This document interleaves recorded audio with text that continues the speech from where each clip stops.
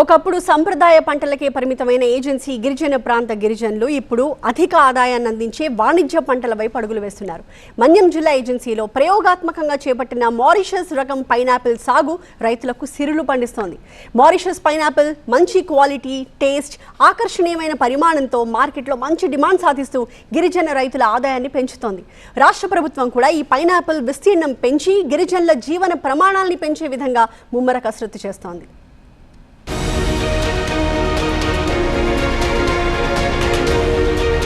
పార్వతీపురం మన్యం జిల్లాలో Mauritius pineapple గిరిజనులకు పైసల వర్షం కురిపిస్తోంది. స్థానిక ఐటీడీఏ అధికారులు 2 ఏళ్ల క్రితం వరకు రైతులకు సుమారు 7.20 లక్షల మారిషస్ పైనాపిల్ మొక్కలను పంపిణీ చేశారు. దాదాపు 74 ఎకరాల్లో సాగు చేపట్టిన రైతులు 12 నుంచి 15 నెలల వ్యవధిలోనే దిగుబడులు అందుకోవడం ప్రారంభించారు. ఏజెన్సీలో మారిషస్ పైనాపిల్ ప్రయోగం సక్సెస్ అయ్యి పంట చేతికందడంతో రైతులు ఆనందం వ్యక్తం చేస్తున్నారు. మారిషస్ రకం పండ్లు సాధారణ పైనాపిల్ కంటే పెద్ద పరిమాణంలో ఉండటంతో పాటు రుచి, సువాసనలోనూ ప్రత్యేకతను కలిగి ఉన్నాయి. దీంతో స్థానిక మార్కెట్లతో పాటు మైదాన ప్రాంతాల వ్యాపారులు కూడా నేరుగా గ్రామాలకు చేరుకొని కొనుగోళ్లు చేస్తున్నారు. ప్రస్తుతం ఒక్కో మారిషస్ పైనాపిల్ పండు సగటున 25 రూపాయల వరకు ధర పలుకుతోంది. పంట కోతకు ముందే వ్యాపారులు రైతులకు అడ్వాన్సులు చెల్లించి కొనుగోలు ఒప్పందాలు చేసుకుంటూ ఉండటంతో మారిషస్ పైనాపిల్ రకానికి ఉన్న డిమాండ్ను స్పష్టంగా తెలియజేస్తోంది. మార్కెటింగ్ సమస్యలు తక్కువగా ఉండటం కూడా రైతులకు కొంతమేర ఊరటనిస్తోంది. మన్యం జిల్లాలోని ఐటీడీఏ పరిధిలోని వివిధ మండలాల్లో ప్రస్తుతం సింహాచలం, క్యూ రకాల పైనాపిల్ సాగు 1000 ఎకరాల్లో సాగవుతోంది. అయితే ఈ రకాల పండ్లకు గత కొన్నేళ్లుగా ఆశించినంత ధరలు లభించడం లేదు. ఉత్పత్తి ఎక్కువగా ఉండటం, మార్కెట్ ధరలు తగ్గిపోవటం వల్ల కనీస మద్దతు ధర కూడా అందక రైతులు అవస్థలు పడుతున్నారు. అయితే ఇప్పుడు సంప్రదాయ పైనాపిల్ రకానికి భిన్నంగా మారిషస్ రకం పైనాపిల్ మార్కెట్లో ప్రత్యేక గుర్తింపు పొందడంతో రైతులు ఈ వైపు ఆకర్షితులవుతున్నారు. అంతేకాకుండా కాఫీ, జీడి, మామిడి, మిరియాల తోటల్లో అంతర పంటగా మారిషస్ పైనాపిల్ సాగు చేయవచ్చని ఉద్యానవన శాఖ అధికారులు చెబుతున్నారు.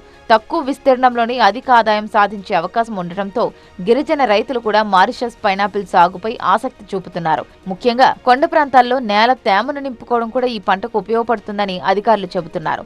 ఇప్పటి వరకు ప్రయోగాత్మకంగా సాగు చేసిన మారిషస్ పైనాపిల్ మంచి దిగుబడి వచ్చి విజయవంతం కావడంతో ఐటీడీఏ పరిధిలోని ఇతర మండలాల రైతులు కూడా ఈ మొక్కల కోసం దరఖాస్తులు చేస్తున్నారు.